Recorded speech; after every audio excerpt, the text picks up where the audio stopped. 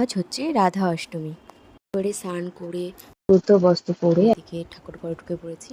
রাধা গোবিন্দ গোপাল সোনা সবাইকে স্নান করে একদম নতুন জামা কাপড় পরে বসিয়ে দিয়েছি। তারপর দেখো ভোগ নিবেদন করে নিচ্ছি। তারপর ফুল দিয়ে দিলাম।